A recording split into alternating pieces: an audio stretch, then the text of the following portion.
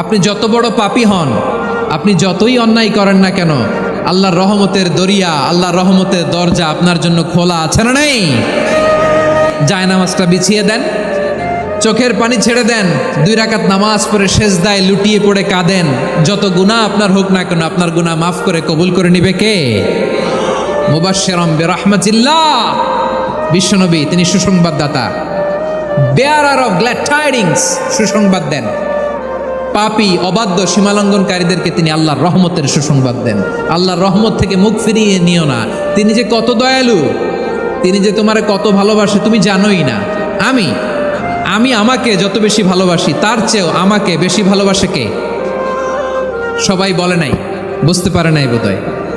আমি আমাকে যত বেশি ভালোবাসি তার চেয়েও আমাকে বেশি ভালোবাসে কে? আমার মাতা পিতা আমাকে যত ভালোবাসে তার চেয়েও আমাকে বেশি ভালোবাসে কে?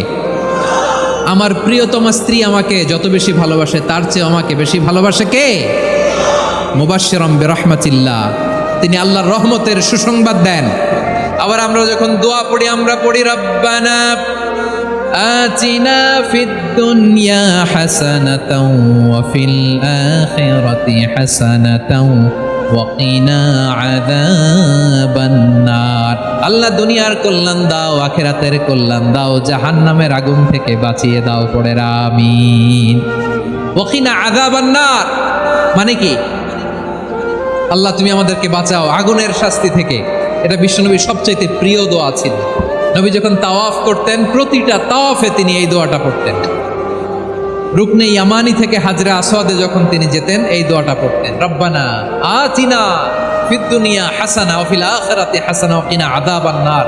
আল্লাহ দুনিয়ার কল্যাণ দাও, আখিরাতের কল্যাণ দাও। আল্লাহ জাহান্নামের আগুনের শাস্তি থেকে তুমি আমাদেরকে বাঁচাও। আওয়াজ করে সবাই পড়ুন আমিন।